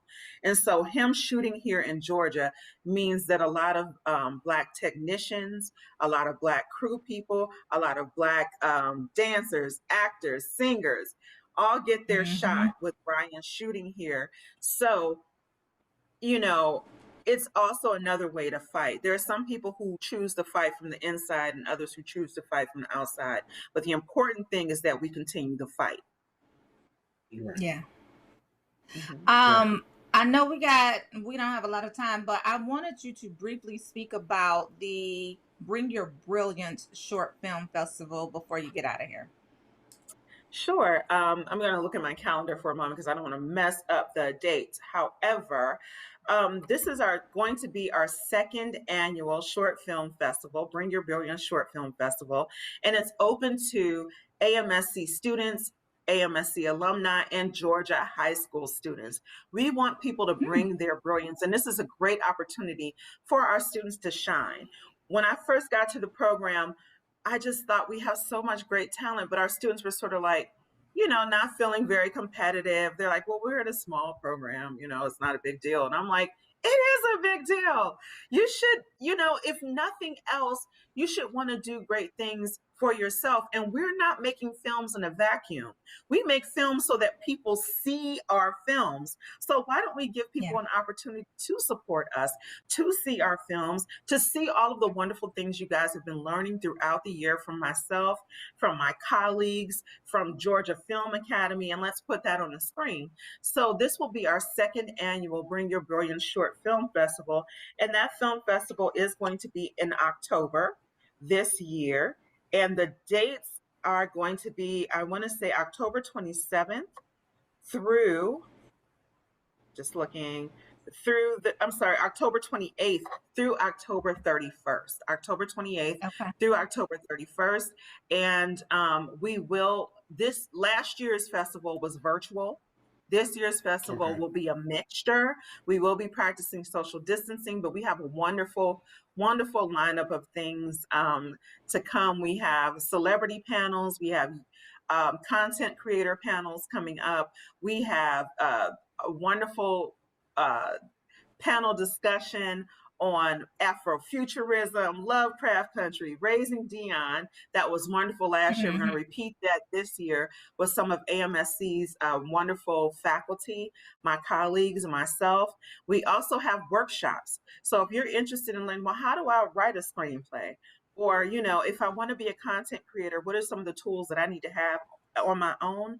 You can come and, take that workshop with us during this film festival, as well as seeing some wonderful films from filmmakers all around Georgia. Well, we definitely appreciate you coming on, talking about the programs that you have. Please let us know your social media handles and where we can follow you and find out more information. Okay, so AMSC, Atlanta Metropolitan State College, is currently on Instagram, Facebook, and Twitter. So please go and follow us there. That way you can keep up with our current calendar and all of the events that we have going on. We always have admission events every single month. So if you want to come out and talk to someone during your lunch break or after work, we're always available for stuff like that. And we do have, like I said, events throughout the year, including drive-through food banks for those in our community who may need a little extra help right now. AMSC cares, and we're there for you. Yes. And I am on Facebook at Naji Young. That's my public page. And so if you want to keep up with anything that's going on with me, please feel free to do so. I would love to hear from you. And if you have questions about our program, email me at nyoung@atlm.edu. I'm happy to answer any questions. Well, thank you so much for your time and coming on and enlightening us this morning. We appreciate you. And you got people in the Facebook chat chiming in. Jerome Trimble says, "Say that, Professor." And Malia Smith said, "Let's go, Professor Young." So they are definitely on in support of you as well. So thank you so much. We appreciate your time. We will check in with you closer to October to that film festival so we can see what's going on with that. Absolutely. Thank you. We hope to see you both there. Okay. Yes, and way to represent the represent the Buckeye State. You know what I'm saying? You know how we do. You know how we do. All right, y'all. All right. Take care, Professor Young. We'll talk to you soon. All right. Thank you both. Thank you. Have a great day. Yeah, she was great. Y'all, I like the way that she said we're removing excuses. If you want to get enrolled in that school, listen, do a drive-by, have your transcripts, have your application done, and they are admitting people on the spot. So yeah, no excuses. Just go ahead and do it. And we gave you two examples, Danny Glover and as well as Esther Roll, of people who were middle-aged by the time they became superstars. So speaking of superstars, check it out. We got Ebony Austin in the building. Hey, y'all. What's up, girl? Hey, girl. How y'all doing? We wonderful. How are you? Doing pretty good. Good. I saw the interview y'all just did. That was amazing. Mm-hmm. Yeah, she Okay, was cool. tight. She was super dope. But where you been? You been gone? Over there making moves. What you been up to? Working. I found another location in Georgia, so we're working on getting in Jonesboro. And then this pollen has been kicking my butt. This pollen in my asthma, it just doesn't matter at all. So I've been under the weather and working. Yeah, so let's remind the audience that you are the owner of Club. Huh? No, I said I wanted to remind the audience that just the people who may be tuning in for the first time, that you are the owner of Nouveau Bar and Grill in College Park, Georgia, just outside of Atlanta. And you said you just found a second location for your restaurant? It's like a fourth location, right? Well, they're pretty much all open at the same. They'll probably pretty much open all at the same time. Jonesboro will probably be first though. It used to be a fire station, and it is really Okay. beautiful. All the doors lit up. It's really, really beautiful outside. It has a stage, so you can do like karaoke, live bands. It's pretty dope. I love the location. It's really, really beautiful. So we'll probably go into construction this week. We have already been out there, did the layouts of the restaurant and all of that jazz. So yeah, we're looking into going ahead and starting this week. Well, So what do you congratulations. look You know for what I'm when saying? you look for a new location? What do you look for? What are the key things that make for a great location? So it used back then it used to be like traffic, right? You look for the amount of traffic, the foot traffic, main streets that are busy. But now I think that is more so what the communities need, right? So when I looked at Jonesboro, at first I was back and forth with it. Is this a great move? Because there's no other restaurants over there. Slutty Vegan is over there, but she just moved over there about maybe not even a year ago. So there's pretty much nothing else over there. And so for me, I think it's just more so of what the community needs. There's nowhere they can go and actually sit down, have a good time, bring your kids, bring your family or what. So I think that was it for me because there's literally nothing else over there. It's on a busier street in Jonesboro, and the crazy thing about it is both locations will be like right on Main Street because that's the name of the street that location would be to. But yeah, for that area, it was about nothing else is there. They have nowhere. If they want to go out to eat, they have to go to Midtown. They have to go to Buckhead, Peter Street. Literally nothing else is over there in that area within miles away. So that was part of the decision making process for that area. But normally it's off That's of what's like up. like when we think about Miami, um, you think about the traffic that's over there. And now that Miami has changed a lot, you used to go to South Beach and it would be tons and tons and tons of people everywhere. But that's really not the Yeah. case anymore. They moved over to more of the artsy district. So it's just a matter of just doing your homework, knowing what, makes sense and what doesn't make sense. And then so are you? Yeah, Kathleen is in the comments. She said Ebony is a boss. Yes, she is. And Dee said, "Congratulations on the new location, Ebony." She said, "Hey, girl, hey." Hey, Dee. Now, so are you? When you say you're going over there and construction is starting, so you're overseeing the project from construction through completion. What does it take for construction? Because you have so many different projects going on at the same time. Like, how do you give so much attention to one baby and then make sure the other babies eat too? You know what, Portia? Honestly, I'm still trying to figure that out, right? You just do it with no sleep. That's Yeah, pretty much the yeah. name of the game.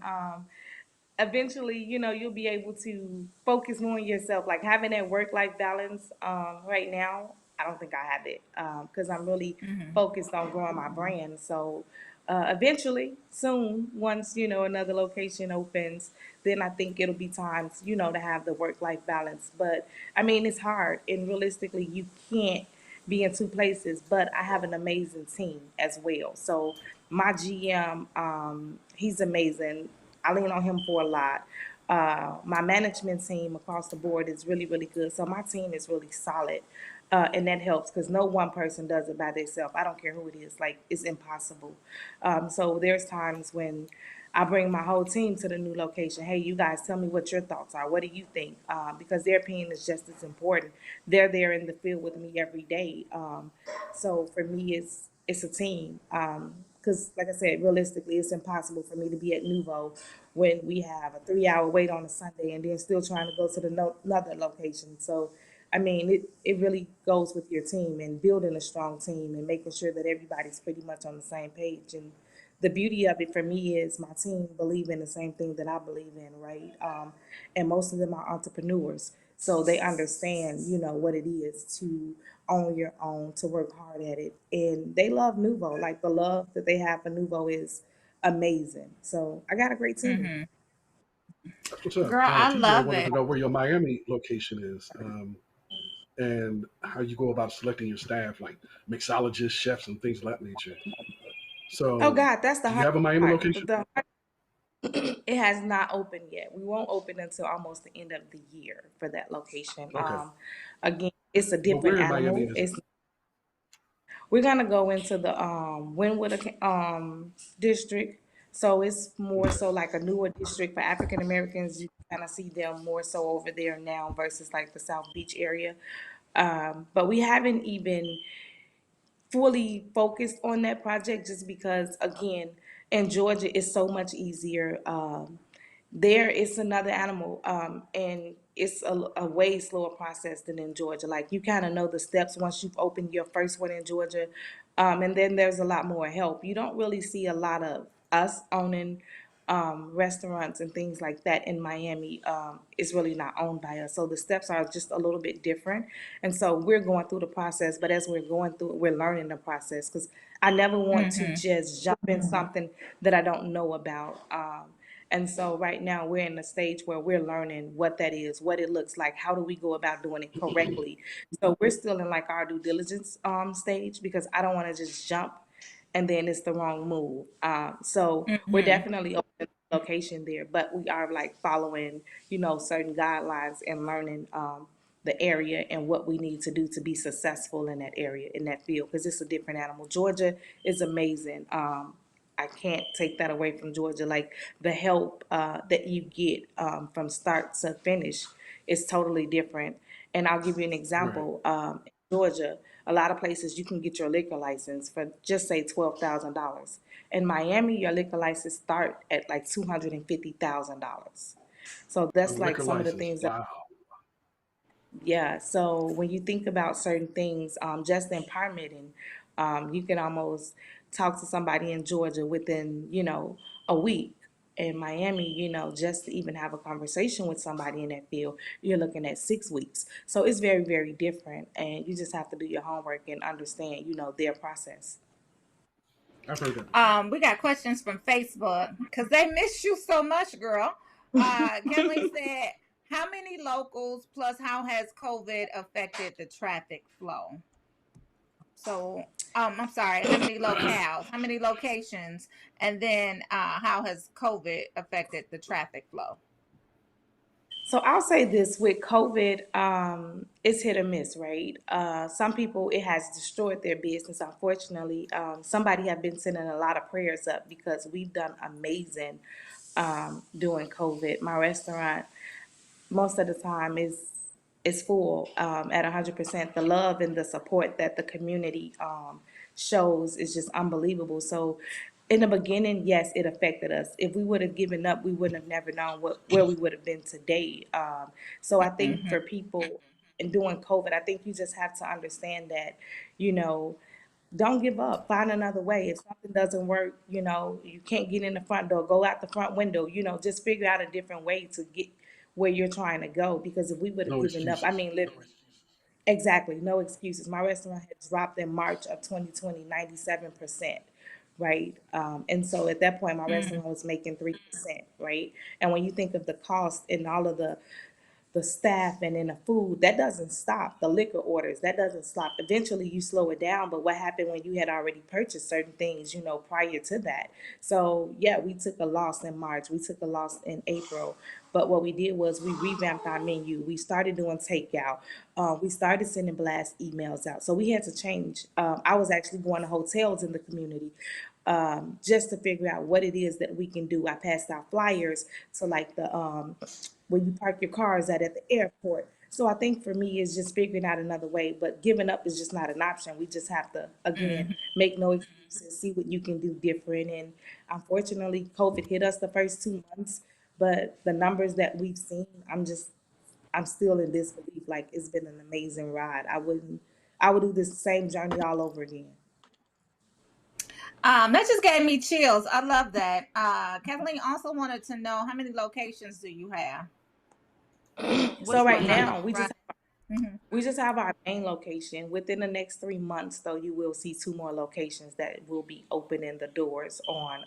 Again, the first one is Jonesboro, and then we have a surprise location that we're coming up with right behind Jonesboro. So you will You see better two do a more within. surprise. Yeah, And we're excited about this. So we're signing contracts on one of them. So Jonesboro, that's already done. We've already signed on that. So you spoke Okay, that's about what's up. your team having a robust team to make sure that everything is moving forward and working together well. Let's talk about some of your consulting, right? Because with the teams, do you include like the consultations or the consulting pieces of it? Like you got to, I believe you said at one time you had to consult with chefs, you had to consult with you know, what was it? Was it real estate? I'm not exactly Mixologist. sure, but you said So there were yeah, a lot of areas where you needed consulting. Mm-hmm. yeah, I mean, I think in that field, I think if you've never done it before, you should have a consultant. That's just like driving down the road without a GPS. At some point, you're gonna get lost, and then you don't have any direction. So for me, my consultant was my GPS.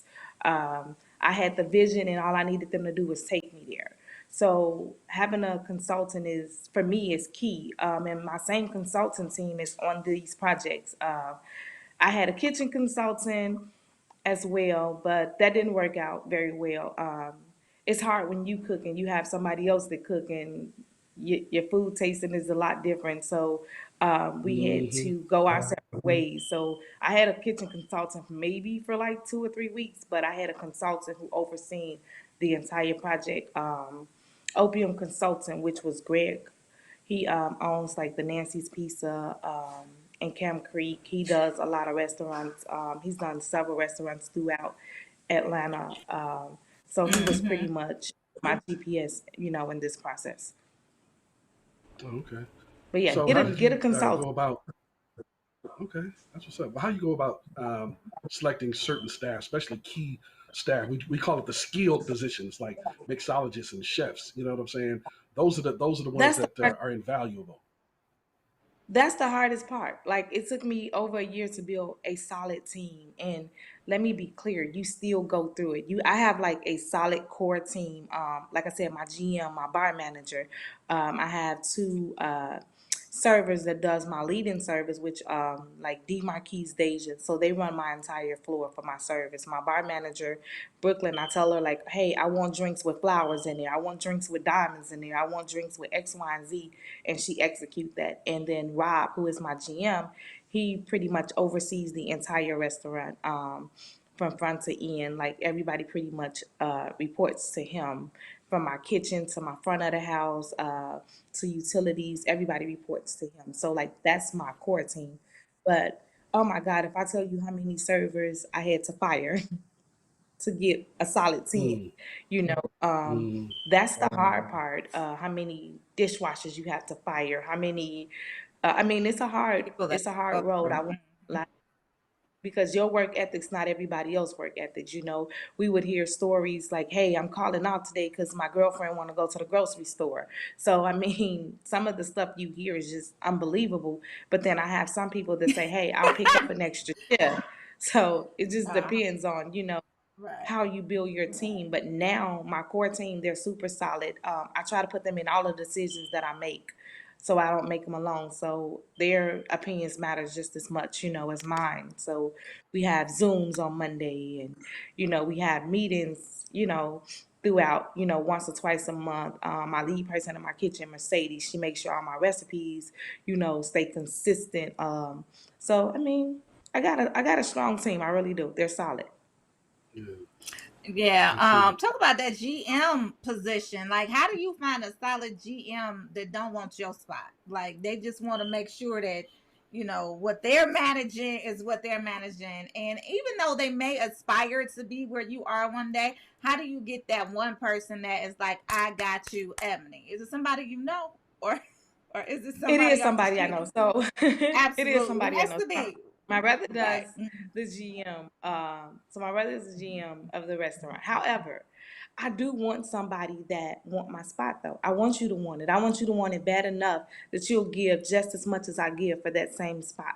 Because Mm-hmm. for me, I want you to be able to, at some point, learn all that you can learn in the restaurant industry, so that in 2 years, if you decide to open up your restaurant, I can come and sit down and dine in at your restaurant and support your restaurant. So I want somebody that treats it as if it's their own. I also want somebody Mm-hmm. that wants to do the same or have the same role that I have, because that's the beauty in it, right? If you got the same goal that I have for Nouveau, then I'm more comfortable trusting my restaurant with you. You know, because let's be clear, every day you're not going to be there. As much as I try, Right. I was just off a week because I was sick from the pollen or whatever. But I want somebody that loves Nouveau, that takes it just the same way that I take it, that Takes that breathes Nouveau. ownership. Yeah, so like I think I that love that's the that beauty too. of it.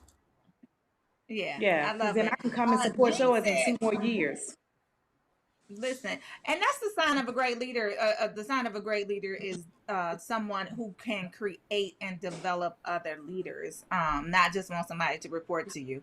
We was talking about that yesterday with the Black Robin and Puffy situation. Nonetheless, Jean said she is in Miami, and she said if you need a barfly in Miami, she is available. She said, Tell let her her thank know. you. Jean Gracie. I'm gonna look for her. Whenever I open up Jean, and you Miami, I'm gonna know, definitely look. right. I love it, love it, love it. But Jean said she available. Robert said, all right. Everybody giving you your flowers. Robert said, you bad, Ebony. Love the drive and the love for us. Absolutely. Yeah, girl, I mean, way to be an example, right? So we got enough of these IG models, and I'm a bad bitch for real, and I got my bag, and I got my shoes, and I got my designer, everything. Like, way to be a role model and a true inspiration to people out there that really want to get it. And I'm not hating on nobody that got that stuff, right? But if you don't necessarily have the goals to achieve and help other people get to where you are and supersede where you are, then I don't know why you're doing it. You just on IG showing off your little cute figure. So I'm just saying, All like, of it. let's want some more. And all of it at that. And showing it all at that and doing nothing, contributing nothing. Agreed. Right. And then yeah. So I make it a point to make sure that my timeline is full of inspiration, full of people doing something. Like, I very rarely come across some old crass stuff, but the Shade Room got everything. So Shade Room be on my Shade Room is on my timeline. But other than that, like, I'm on Founder. But that's a little bit more on, in line with your personality anyway. What, the Shade Room? Yeah. Sometimes I have to get my urban stuff from somewhere. Whatever. I Excuses. You hear this? I'm just saying, that's not an excuse. That is what it is. We vibrating high. Terry, you be forgetting now. We be vibrating high. Don't forget. Whatever. Okay? Anyway, I'm just saying. But yeah. But congratulations. Kudos to you. I'll be down in Atlanta probably within the next month. So we definitely gonna have to hang out. Yeah, Girl. thanks for the warning. Yeah, I'm not moving, but I'm coming down for a couple of meetings. So really? Yeah, I can't wait. That's Okay. awesome. Yeah. Well, thanks for warning us about you. You know what I'm saying? We can find cover. I might even come see you, Terry. I'm just saying. I know I'll be at the office. I'm busy. I got to go out of town. I'm going back to Vegas. Yeah, that's right. I forgot. I'm going back to Vegas. Y'all see, I keep. Terry, what's your favorite restaurant in Vegas? My favorite restaurant in Vegas, and I ate there, and let me tell you, I bet it. See, that's what I'm talking about right there. See, she came for me. See, she came for me. She came for me. It's Hooters. His favorite restaurant is Hooters. Go ahead. No, my favorite restaurant is actually, come back, Ebony. But my favorite restaurant is, remember the name of it, but I went there this last time, and the food was absolutely delicious. It is Aisha Curry's restaurant. That barbecue, oh man, it's expensive, but man, that food was so good. It's in the MGM Grand Restaurant on the Las Vegas Strip. So my favorite restaurant in Vegas is actually Aisha Curry, and I was a big critic of hers in the past, but her food at that restaurant in the MGM, it was delicious. I can't wait to get back there and get that food. It was good. It was good. Oh, I gotta try it. I love Yardbird. That's my favorite one. It's in the Venetian, and they have really, really good food too. Yeah, my favorite restaurant is Mandalay. Mandalay. I don't know. don't. My sister was in Vegas this past weekend, and I was trying to get in touch with her to be like, why you ain't call me? Because I would have met you down there. But nonetheless, She's smart. I don't She know. wanted to have fun. What you say? I said she was smart. She wanted to have fun. Whatever. Did they open Vegas back? I was there for a fashion show, and it was like 30% open when I was just there in February. Terry there every week. Yeah, I'm there quite often. I ain't gonna even lie. But back in February during the Super Bowl, it was like a ghost town after the Super Bowl was over. It was kind of sad. Like all the streets were completely empty during the week. But now they've opened back up, so it's looking closer to what it normally looks like. It is vintage Vegas back, vintage Vegas. But back in February, it really looked like a scene out of The Walking Dead because there was nobody. It was just like one or two people walking within a mile radius of the hotel that I was at, and it was kind of sad. So, but now it's back to normal. Yeah, that's how it was when I was there. It was completely dead, like literally. You had to make reservations to get in the restaurants. Then you still had to wait like 2 hours to get in the restaurant. Like it was horrible when I was just there in February, though. Mm-hmm. Yeah, but see, the thing is that I was able to occupy my time because it's all the races and stuff. I just went to Hooters and I was good. So anyway, Portia said you went to Hooters. No. I'm just joking. I did not fly all the way to. Y'all know truth come through joke. Y'all know that truth come through joke. No, I will not. I refuse to plan to go all the way to the West Coast to go to Hooters when I can go right there in Jonesboro. When I can go in Vegas is West Coast. What? Vegas is West Coast time. It's West Coast time. It might be Pacific time, but it's not West Coast. West Coast is like California. But anyway, I'm not going to go to Vegas. I'm not going to fly all the way to Vegas to go to Hooters when I can go right down the street here in Atlanta in Jonesboro and go to Hooters. You know what I'm saying? That's just ridiculous. So no, I don't go to. They got different women. They got a different caliber of women at the Hooters in Vegas than they do at the Hooters in Jonesboro. Yes, I already know. I know this. Yes, I already know that. Yeah, I know. You know. Because one time I did stay there. You remember one time I did stay at the Hooters hotel, and that was interesting. But I'm a sophisticated man, so I need a little bit more. You know what I'm saying? I'm the upper crust, so I got to stay on the strip. I'm not. Crust. I'm not. Yeah. I'm upper crust. I'm not Hooters material. You know what I'm saying? I'm above that. Anyway. So yeah, that's my favorite restaurant. What's your favorite restaurant in Vegas? Oh, that's right. You don't leave Detroit. Okay, never mind. Are you talking to me? I don't like Vegas. I don't care for Vegas. Vegas for me, 2 days max, I'm good. And that was at the height of when everybody was there. I'm not a big gambler. I can go to some shows. I mean, all you do is walk around and shop. Like, I need some more things to do when I get to Vegas. And Vegas is just not that town for me. I don't like to smoke in the casino, so I have to stay in a non-smoke hotel. It's not one of my favorite places. Give me the wide open doors and, smoke-free beach and ocean, and I'll be good. Like, I don't have to do anything when I go to an ocean. What was that? They got beaches. Yeah, they have beaches in the surrounding area, and then up north they have beautiful beaches. Traverse City area, Sand Dune area. You got mounds and mounds of sand, and then you got the Great Lakes, and it's beautiful.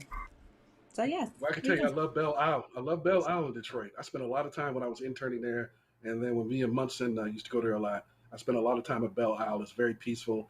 It's it induces serenity when you go there because it's just nothing but water, and it's beautiful, and it's just not something that America has been ready to associate with Detroit beauty. But once you go there and you live there, you understand there's some beautiful places in and around Detroit. Let's be clear. Absolutely. Yeah, let's be clear. And Jean was coming for you in the comments. That wasn't me. That was Jean. Jean said the coast implies water, doesn't it? Like, okay. That's what I thought, Gene. Okay, no, Gene. What I meant by West Coast, when I went by the left coast, I meant, You meant by specific Pacific standard. not specific. Yeah, I know what I said. I said what I said. I know what I said. So You said that's what I specific. meant, Gene. And I know you were just being inquisitive, whereas Portia is trying to throw shade. So thank you for that comment, Gene, and helping me to clear up. Listen, I elevate Yeah. so much higher. When you're Yeah. elevating on a high frequency, you have a great day, and that's what I'm all about. I'm just saying. Okay. Anyway, all right. Are we at the end of the show yet? It's Do we have 9:50. Yeah. Go ahead. We do have time for the Stephen A. The Smith video? thing. Yeah. So I wanted to show the audience about Stephen A. Smith. I thought it was an interesting and heartwarming take on Michael Jordan accepting. Well, go ahead and listen, as Michael Jordan is going to induct Kobe Bryant posthumously. Michael Jordan is going to be the NBA presenter for Kobe Bryant's Hall of Fame induction. Jordan obviously spoke at his memorial service last year. You just saw a clip from that. He also will introduce Baylor's women's coach, Kim Mulkey. Stephen A., your thoughts on MJ introducing Kobe? Well, I wasn't surprised. Knowing Kobe was going to ask him to present him anyway. So it's more than apropos that with Kobe now gone, that whether it was Vanessa, and I have no doubt that it probably was her, or somebody else contributing to it, that Michael Jordan was going to be the presenter. And, the interesting part about it is that Kobe wanted to emulate him, but he also wanted to succeed, and eclipse whatever Michael Jordan did if he could have pulled it off. But it was out of sheer respect, reverence, admiration, and all of those other superlatives that come along with such things. He idolized this man and what he represented to the game of basketball and beyond in so many ways. Kobe's whole thing was, whoever's the best, I want them. I want to do what they do. I just want to try and do it better. I want to strive to do it better. And I remember when Kobe and I talked one time, and Kobe was like, one of the biggest regrets I have is that Michael and I didn't play. We weren't in our primes together. He said, I'd have ate him up. And I laughed. And he said, I'm not playing. I'm serious. I would have ate him up. He know, ask him. I told him that. And then I spoke to Michael Jordan shortly thereafter and told him what Kobe said. And Michael Jordan laughed and said, yeah, he tells me that all the time. So it wasn't like Kobe was phony about it or anything like that. He just had that level of confidence that that's what he believed. But he was wise enough, smart enough, brilliant enough to notice that there was so much that he could learn from a man who had preceded him in terms of hovering over the NBA with his greatness, and that was Michael Jordan. And so, as Michael Jordan told everybody during the memorial service last year, he was like, hey, Kobe would call him all hours of the night in the morning, asking him questions and stuff like that. Kobe was tireless about that. But what a lot of people, who know him know very, very well, he was tireless about a lot of things, even in retirement when, about storytelling and about developing his companies and whatever. He was passionate about that. Last time I saw him alive, we were talking about what I was going to do on ESPN Plus, what he was doing on ESPN Plus, and how we had hoped to work together sometime in the future. Who knew what the possibilities were? And so you just remember those kind of things, and you see those kind of things that Michael Jordan is alluding to, and it just reminds you of the greatness of Kobe Bryant, who spoke at least 4 languages fluently. It was working on a 5th. I don't know if he had mastered Mandarin, but I know he was working on that. Anyway, it goes on for quite some time, but you get the gist of it. And one of the things that stood out to me was the self-confidence. If you have absolute belief and faith in yourself, it will take you to plateaus beyond anything that you can imagine. Just having that self-confidence in you, and you saw how Kobe Bryant's, the trajectory of his career went, how much he accomplished, and he's one of the greatest of all time. So it'll be both powerful and sad during the induction Naismith Hall of Fame induction ceremony in May. So I didn't know if you guys wanted to comment on that a little bit. Even if you're not sports fans, you know who Kobe and Jordan are. Yeah, I like Stephen A. Smith's I like what he said, and it just kind of resonated with me in terms of some of the things that he said that stood out. Like Kobe said, whoever the greats was, he wanted them. Like that's what he aspired to, is competing with the greats, and I feel that on all levels.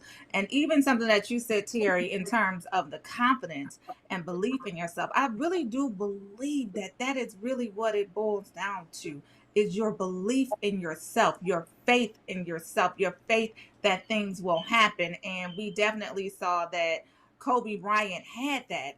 He had sounding confidence. Like, his confidence was unbelievable. And a lot of Palpable. people Yeah. are intimidated by that type of thing. But you really do need to have belief in yourself. And when you talk to some of the greats, or you listen to some of the greats, they really do all touch on that. Like, you have to believe in yourself. You have to bet on yourself. You have to go for it and know that it may not come right now, but it's definitely going to happen. And so that's one thing that I took away from it.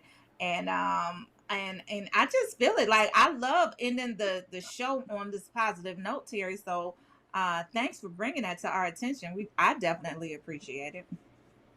Yeah, For absolutely. sure. Evan? Definitely, for sure. Again, I definitely agree with everything Portia just said. We kind of noticed some of the same things that were said. And at some point, we have to just stop looking at everybody else and for real bet on ourselves. Because your future, it really depends on you. It relies on you and what your goals are and what's your next move. And once we understand that we're unstoppable, everything else kind of gets easier. But we just have to understand our own strength, our own powers, and our own ability to do whatever it is that we want to do. And I kind of teach that to this program that I'm in. Terry was there when we first started it. It's with Birthright, where we mentor 18 young students and we help them go to college and all of this other stuff that we're helping them do. But it's a matter of believing in yourself and sometimes just understanding who you really are. And I think that that takes a lot of the load off. Once I understand that I am a Black queen, that, I can do X, Y, and Z, there are no limits. We used to grow up and hear the sky is the limit, but what happens when there are no limits and you keep going and you keep reaching? We have to just understand really who we are. And most of the things that were created by who? A lot of it were stolen and we didn't get credit for certain things, but it was created by us. And once we understand that, Oh, yeah. kind of stop focusing on just watching certain things on social media, to Portia's point, and maybe just at some point do some research. Like, hey, I do hair. If that's what you do, maybe just looking up, some of the dopest hairstylists and how they started and how they did whatever it was that they did. And, if it's doing your own hairline, if it's opening up a restaurant, if it's being a radio personality, like whatever it is that you want to do, it starts with research and hard work. It don't just happen to say, oh, okay, I know I can do this, and you just sit at home and do nothing. Like, it's work that comes behind that. And I think that once you get that part, we still begin to be unstoppable. That's beautiful. And that's a great segue into the positive thoughts. And I can go ahead and start and make it real quick. I was just touching upon it earlier, and this is a good, I'm loving this wavelength that we're on. Just confidence in yourself and no excuses. Like, I mean, you can find your gift early, but even if you don't, if you think that you're not attractive enough, tall enough, light skinned enough, dark skinned, whatever it is that you think is a fault, don't use that as an excuse. I mean, we were talking about Esther Roll and Danny Glover. They got their first big roles as middle-aged people in their 40s. So cut out the excuses. Go for yours. Plan it. Write it down, and go after it. And that is my positive thought of the day, the first King James. And I pass the ball to Ebony Austin. All right. So mine would be, it's never too late. No matter what it is that you're trying to do, get up, start now.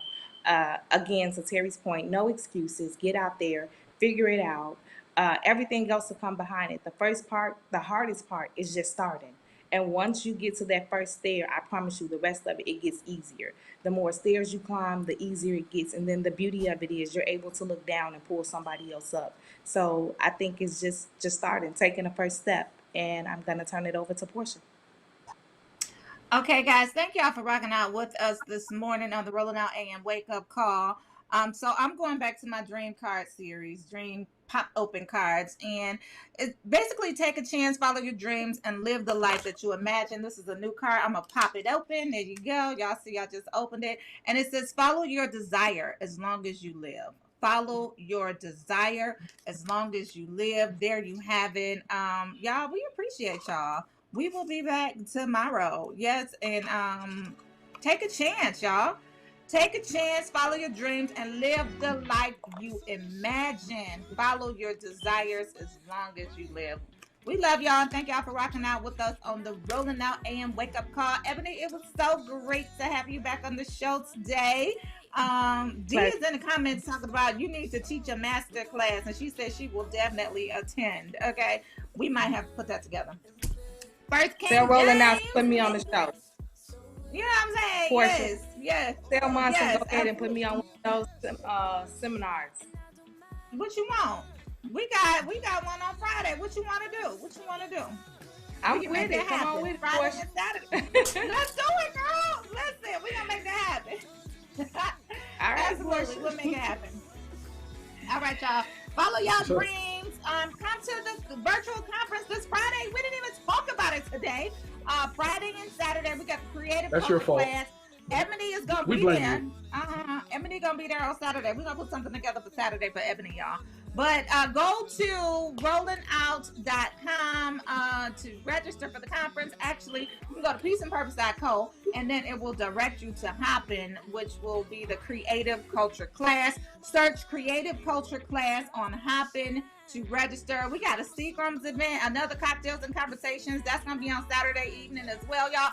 Come to the conference. We're gonna tell y'all all about it tomorrow. We love y'all. Every day we gonna learn to play.